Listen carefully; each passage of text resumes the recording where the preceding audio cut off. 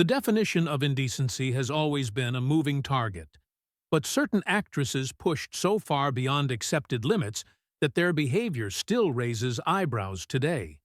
These 23 stars rattled the film industry with their brazen attitudes and fearless self-expression. And number 14 might genuinely surprise you. Theda Bara travel back to 1915, when cinema was silent, but newspaper headlines screamed. Theodosia Goodman transformed into Theda Bara. Publicity departments claimed her name scrambled into Arab death. The sensation a fool there was. She reclines on a ship's deck, eyes rimmed with dark kohl, luring a married gentleman toward destruction. The famous intertitle commands, "Kiss me, my fool," and audiences had never witnessed such female authority on screen. Promotional materials wrapped her in serpent skins and exotic furs. Religious pamphlets denounced her imagery as demonic and morally corrupting. Behind the scenes, she spoke softly and read poetry. Yet Fox Studios arranged photo sessions surrounded by mystical artifacts to perpetuate her dangerous mystique. Rural theater owners occasionally rejected her pictures, fearing congregation backlash, but trainloads of curious young viewers arrived regardless. Although few of Bara's films remain intact, her signature, shadowed eyes, exposed arms, calculated wickedness, permanently inscribed the term vamp into popular vocabulary.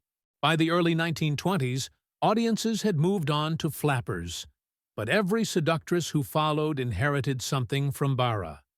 That deliberate smile promising peril, evidence that Hollywood's earliest notion of impropriety started with one woman who mastered suggestion without speaking a single word. Clara Bow.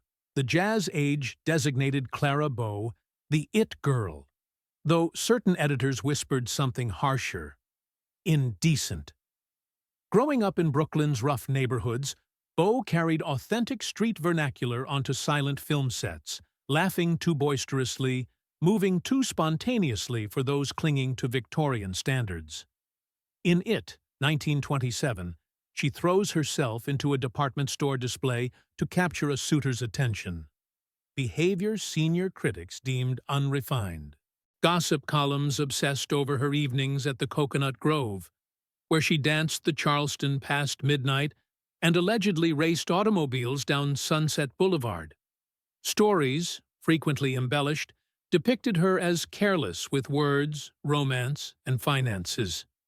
Social guardians worried she romanticized flapper wildness, particularly when she posed in swimming attire minus stockings, outrageous by 1920 sensibilities. Yet admirers embraced her accessible vitality. Young women mimicked her cropped hairstyle and easygoing smile. When sound arrived, Bow's pronounced Brooklyn accent attracted mockery, feeding speculation that the improper It Girl had reached her end. She withdrew to a Nevada property, tending horses and shunning photographers. Generations later, film historians credit her with infusing cinema with contemporary energy, demonstrating that genuineness, once rejected as coarse, could retrospectively be pure artistic electricity. Tallulah Bankhead. Before talk shows existed to capture outrageous celebrity moments, Tallulah Bankhead supplied enough scandal to fill decades of programming. The Alabama-born actress possessed a voice like gravel, wrapped in velvet, and a personality that recognized no boundaries. She openly discussed her romantic entanglements with both men and women during an era when such admissions ended careers. Her theatrical work in London during the 1920s drew devoted fans who threw flowers at her feet, but American censors wrung their hands over her provocative stage performances. Bankhead famously quipped that she was pure as the driven slush, and routinely shocked interviewers with explicit commentary that newspapers couldn't print. Directors adored her talent, but feared her unpredictability. She reportedly performed without undergarments and made colorful observations about co-stars within their hearing. Her Hollywood work, including Lifeboat for Alfred Hitchcock, showcased genuine dramatic ability, yet publicity always circled back to her legendary appetites and razor-sharp tongue. Bankhead embodied a paradox. Southern aristocratic breeding combined with absolute disregard for propriety. She drank, smoked, and spoke exactly as she pleased until her death in 1968, leaving behind quotations still too salty for polite company and a template for every uninhibited celebrity personality who followed. Jean Harlow years before Marilyn's billowing skirt. Jean Harlow's frost-colored hair dazzled 1930s viewers. MGM lightened her locks until they glowed like winter moonlight, then dressed her in clinging silk undergarments for Red-Headed Woman and Dinner at 8. Harlow never murmured. She launched slang across studio floors, addressing admirers as suckers and executives as big boy, phrasing critics claimed belonged on a shipping dock rather than inside a cinema. Newsweek christened her the girl who made wickedness sparkle. In Red-Headed Woman, she portrayed a secretary who weds her employer, strikes his spouse, and enchants nearly everyone else, including a moment where she seals a door and tosses the key aside. Regional censorship boards trimmed footage, yet moviegoers queued around corners, confirming that controversy generates revenue. When a journalist questioned her feelings about the vulgar designation, Harlow chuckled. That's today's term? Yesterday they invented something harsher. Her after-hours appearances at nightclubs, frequently in backless designs plunging past her spine, fueled newspaper speculation. Nevertheless, colleagues praised her genuine warmth, observing she maintained impeccable manners between camera setups. This contradiction captivated the public. A screen troublemaker with a courteous greeting. Harlow's unexpected passing at 26 preserved that image eternally. Dangerously magnetic, forever youthful, and still discussed for daring to appear and sound unsuitable. Mae West. Mae West attracted the scandalous designation because she exhibited extraordinary audacity for her generation. During the early 1930s, most leading ladies conversed decorously and dressed conservatively before cameras. West, conversely, authored her own theatrical production, Diamond Lil, and subsequently appeared in pictures wearing form-fitting satin garments, speaking in a languorous, suggestive cadence, and peppering her speeches with mischievous innuendo. Parent organizations and religious authorities proclaimed her humor would undermine public virtue, and the newly established production code referenced her pictures as justification for tighter Hollywood regulation. A Boston broadcaster even deleted one of her comedic segments for sounding excessively risque. Rather than moderate her approach, West embraced the controversy, commenting that censorship enriched her because every protest attracted additional ticket buyers. Her unapologetic approach transformed criticism into a signature, though it permanently affixed her reputation as the period's most inappropriate performer. Carole Lombard, Hollywood's screwball queen. Carole Lombard possessed a vocabulary that would make sailors uncomfortable. Studio publicists carefully managed her public image, presenting a sophisticated blonde comedian. But behind closed doors, Lombard swore with creative abandon that astonished even hardened crew members. She reportedly learned her colorful expressions while playing tennis with professionals, and never saw reason to sanitize her speech. Married to Clark Gable, she organized elaborate practical jokes and spoke with disarming frankness about topics polite society avoided.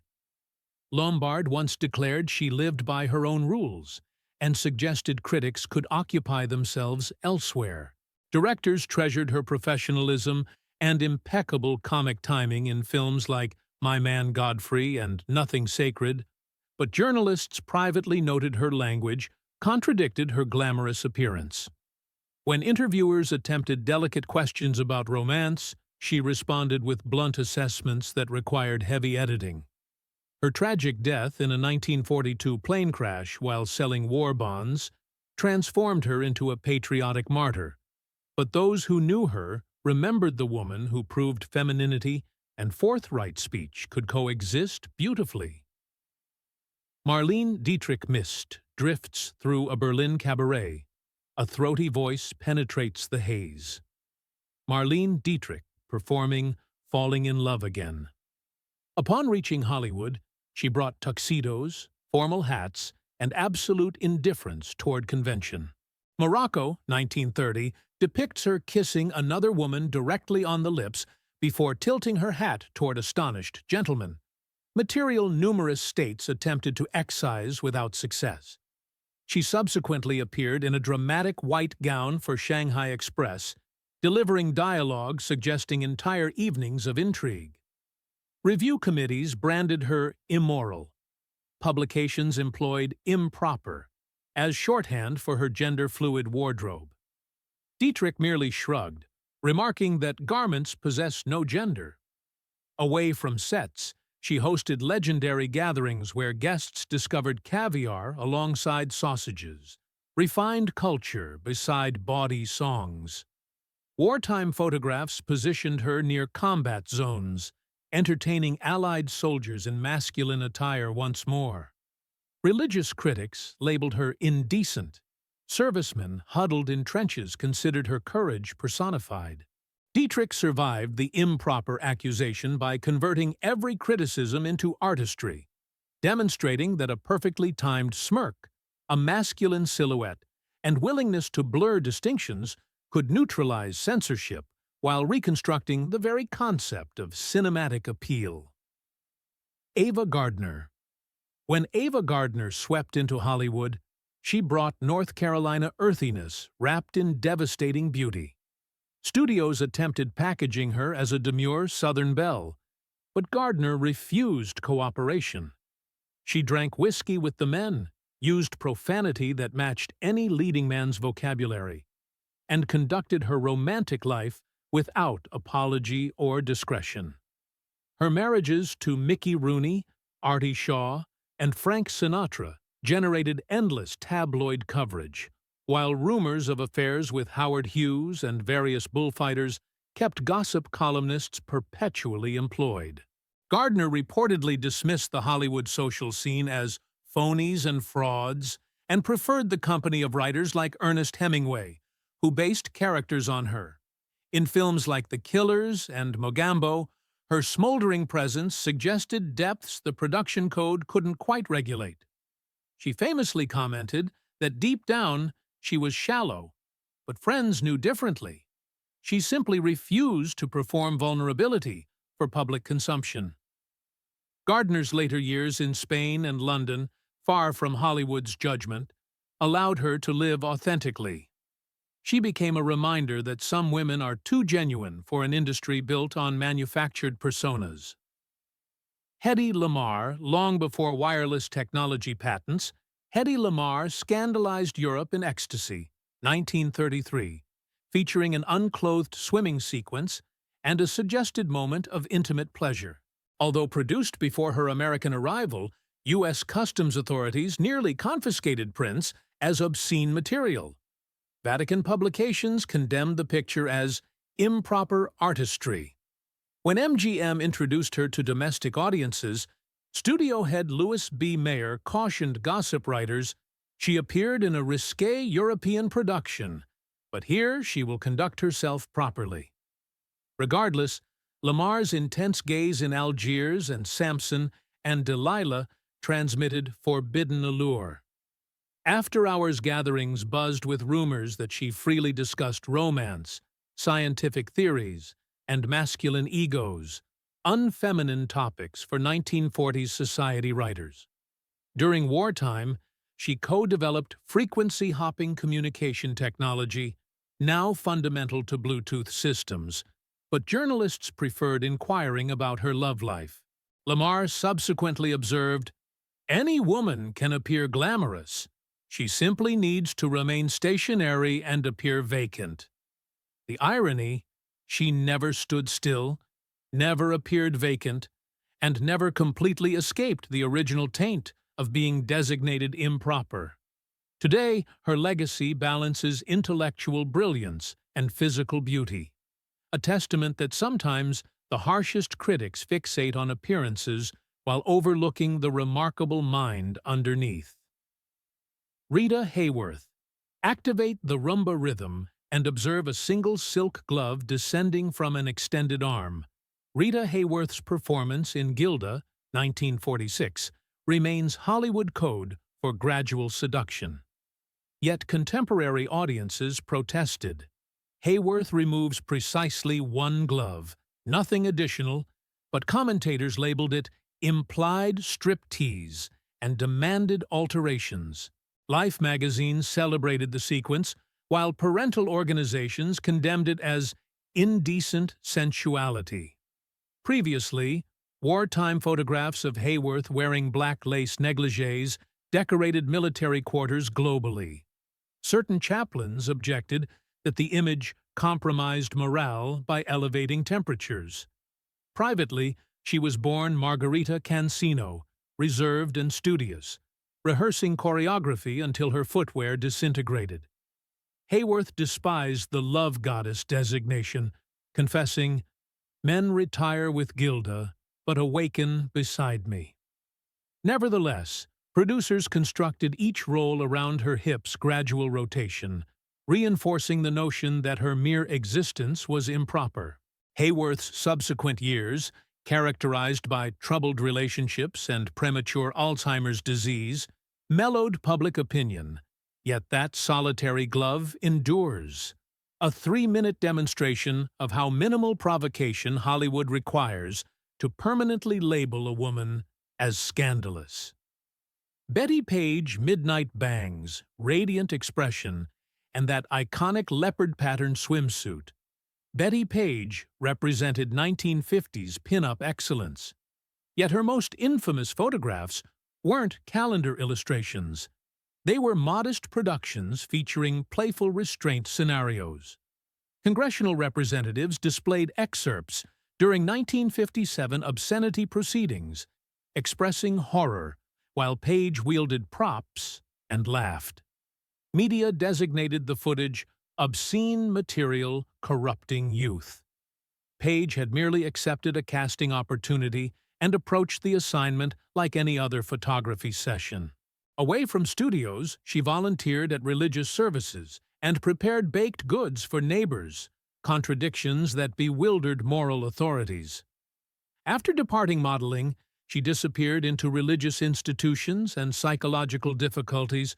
Nearly forgotten until the 1990s, resurgence crowned her a countercultural symbol. Contemporary admirers perceive empowerment in her poses.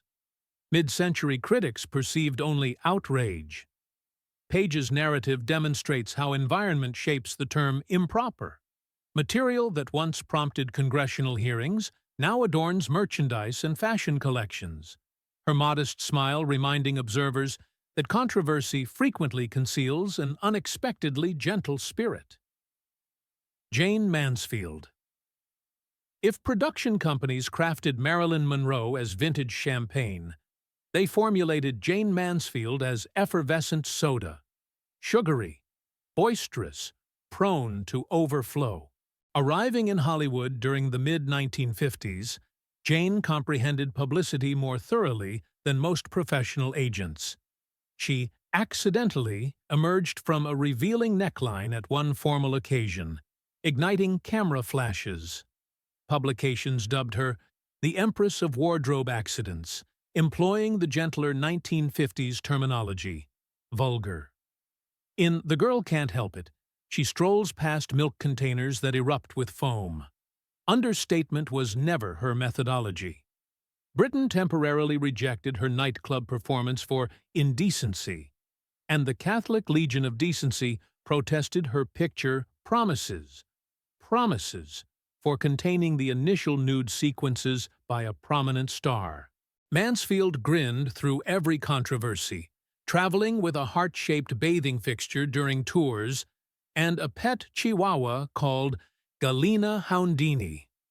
Privately, she studied classical philosophy and spoke 5 languages, surprising reporters anticipating superficial conversation. Yet the poor taste designation adhered to her garments, which designers measured in inches of exposed skin rather than yards of material. Her devastating automobile accident in 1967 concluded the narrative prematurely, but the impression persists. Rose-colored spotlight, mischievous wink, and a Hollywood lesson that improper sometimes simply signifies enjoying existence too thoroughly for conventional society. Mamie Van Doren picture, 1950s outdoor theaters illuminating summer darkness. Vehicles idling while Mamie Van Doren gyrates on screen in Untamed Youth. The storyline involves prison farm laborers and rock and roll performances. Reviewers designated it corny, loud, occasionally improper entertainment, emphasizing improper. Universal Pictures recruited Mamie to compete with Monroe and Mansfield, advising her to display the figure whenever possible. She complied, wearing fitted sweaters and performing songs deemed too provocative for broadcast. The studio even provided her a champagne gold convertible for promotional appearances, instructing her to wave as though distributing kisses. Religious bulletins cautioned teenagers that Van Doren's pictures romanticized youth rebellion. She dismissed concerns, remarking, "Rebellious? I never received a traffic violation, only broken hearts." Privately, she entertained military personnel in Vietnam, delivering material cleaner than her screen character.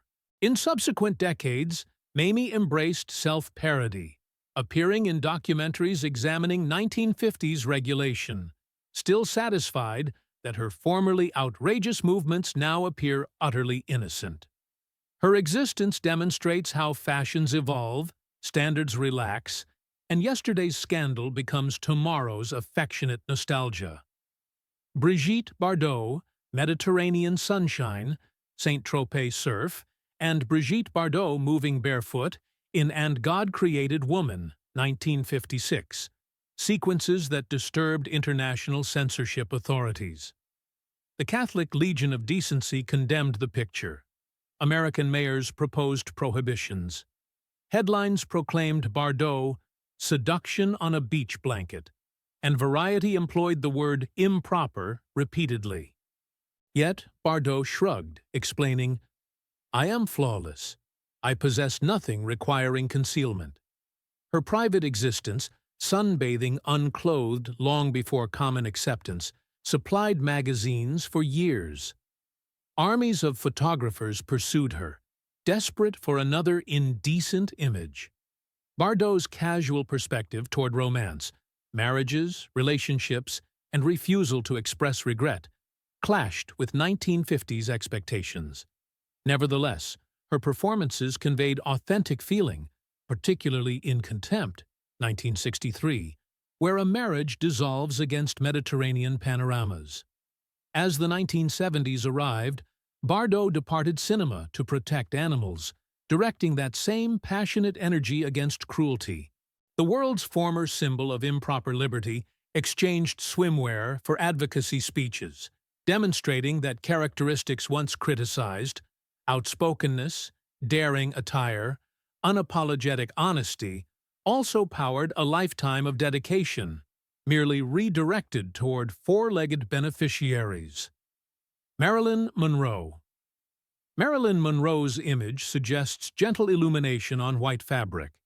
Yet behind the camera existed a struggle over propriety. In 1951, she wore a gold metallic gown so restrictive she could barely sit. Columnist Earl Wilson designated her cheap and improper, generating coast-to-coast headlines. Monroe responded by modeling inside a potato sack, joking that critics would consider even burlap indecent on her physique.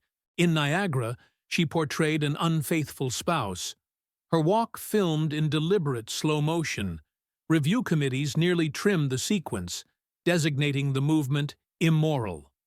When some like it, Hot dressed her in beaded costumes appearing painted onto skin, the Catholic Legion of Decency objected again. Yet Monroe balanced sensuality with vulnerability, revealing a shy expression that softened outrage. Privately, she read Dostoevsky and attended performance workshops, but journalists inquired only about rumored wardrobe difficulties. Marilyn once lamented, "A sex symbol transforms into an object, and I simply detest becoming an object." Nevertheless, the designation persisted, reminding subsequent generations how rapidly society brands curiosity as impropriety when a woman governs her own magnetism. Sharon Stone. In 1992, the psychological thriller Basic Instinct contained an interrogation sequence that transformed Sharon Stone into permanent headline material for controversy. One rapid leg movement and newspaper opinion columns designated it exploitation and gratuitous impropriety. Regional censorship authorities debated trimming the brief seconds. Certain theaters attached adults-only notifications to advertisements despite the picture's R classification. Stone, then a relatively unfamiliar performer, suddenly confronted questions not about narrative developments, but about ethics. She argued the picture portrayed a sophisticated woman controlling a room filled with men, an inversion of decades of cinematic objectification. The designation persisted regardless.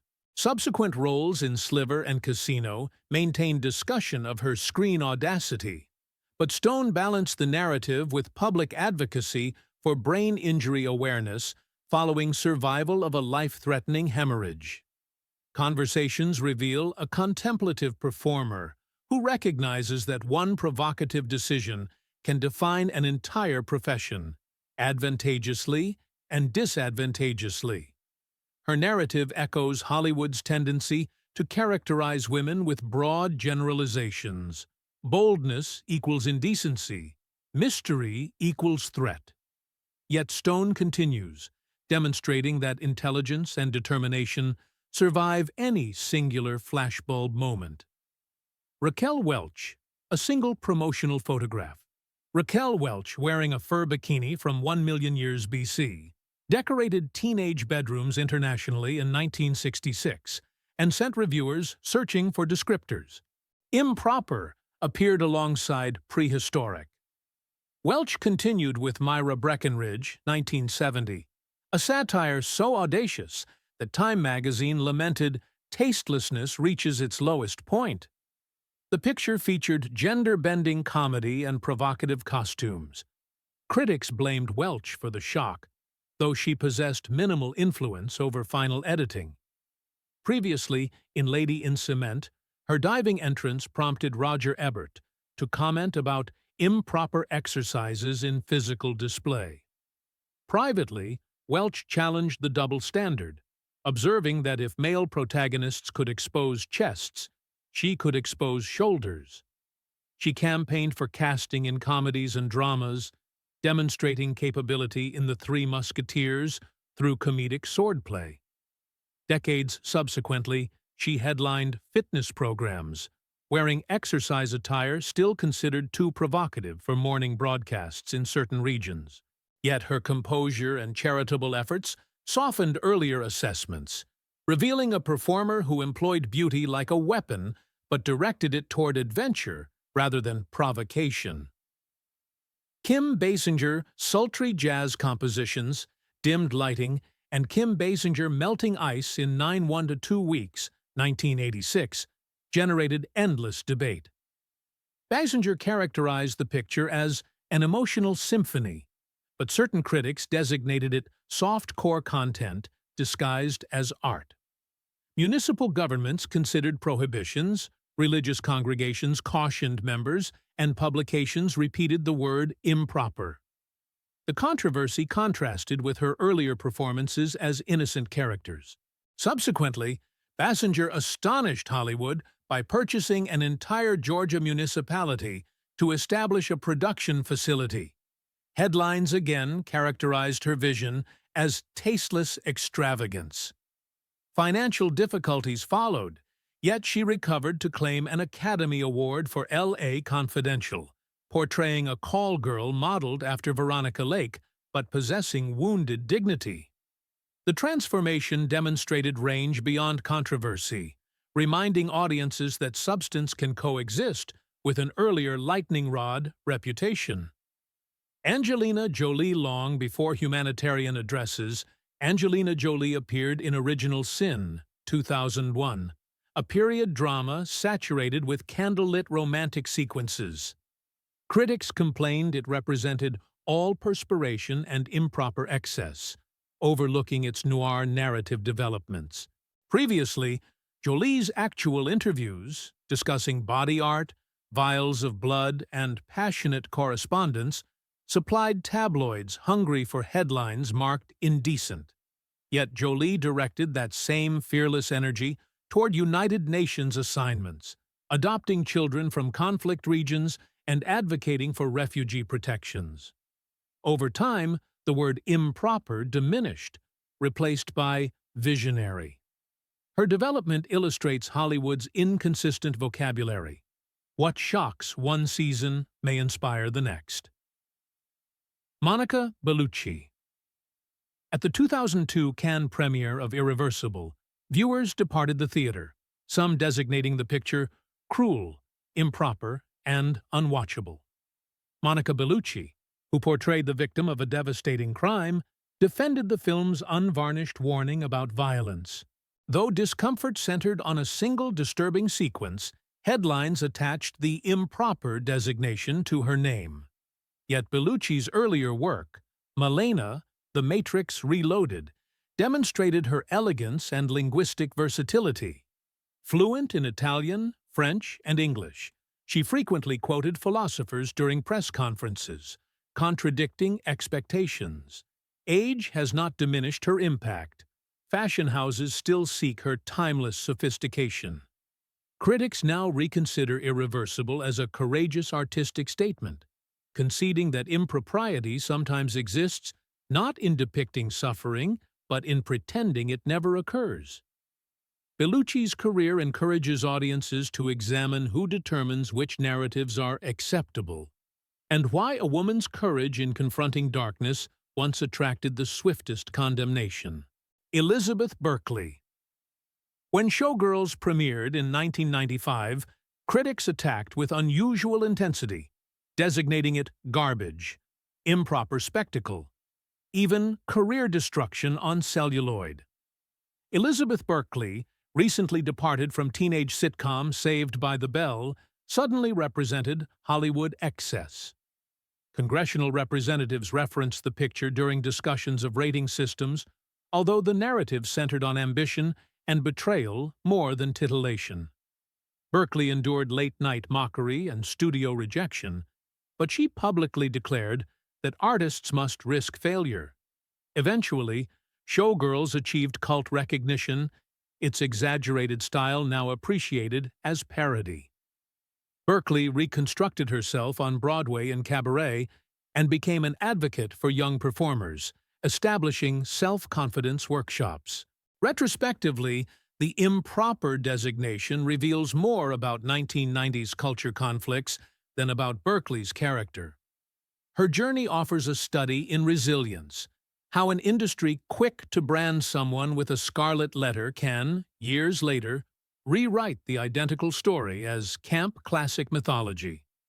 Pamela Anderson, crimson lifeguard flotation device in hand, hair streaming like sun-bleached silk, Pamela Anderson sprinting across Baywatch beaches became 1990s popular culture shorthand for summertime fantasy. Critics dismissed it as slow-motion impropriety during prime time. Film roles like Barbed Wire and Raw Justice intensified the backlash, with reviewers dismissing them as cheap nostalgia. Anderson acknowledged the caricature but insisted she possessed her image, noting that action heroes in swim trunks rarely confronted similar ridicule. Beyond the beach, she campaigned for animal welfare, addressing legislative bodies in professional attire, not swimwear. Yet headlines continued reducing her to one word: improper. Years later, her candid memoir reframed the narrative, revealing childhood hardships and media manipulation. Anderson's arc demonstrates how impropriety is frequently a frame placed over someone who dares to monetize attraction while advocating for issues that matter. Madonna, popular music icon. Madonna appeared on late-night screens in Body of Evidence, 1993, featuring melted wax, restraints, and an NC-17 classification. The MPAA cited improper sexual content, and publications declared the Queen of Pop had dragged Hollywood into the gutter. Yet controversy was Madonna's familiar dance partner. Previously, her 1992 coffee table book Sex prompted bookstore boycotts and record sales increases simultaneously. In film, critics overlooked her quieter roles, desperately seeking Susan, a league of their own, focusing instead on moments that challenged boundaries. Madonna defended her choices as explorations of power dynamics, arguing women should claim authority over desire, just as men have for decades. Today, the once shocking sequences appear mild alongside streaming-era drama, reflecting how rapidly social measurements shift. Madonna remains a reminder that improper can be a baton passed from one generation to the next, only to be shattered by the very woman it was intended to shame. From silent-era serpent jewelry to slow-motion ocean sprints, these 23 women demonstrate how the designation improper frequently signals nothing more than a shifting boundary between comfort and curiosity. Each time the boundary relocated, Hollywood history relocated alongside it, evidence that challenging limits, whether politely or provocatively, is how new territory gets claimed on the silver screen.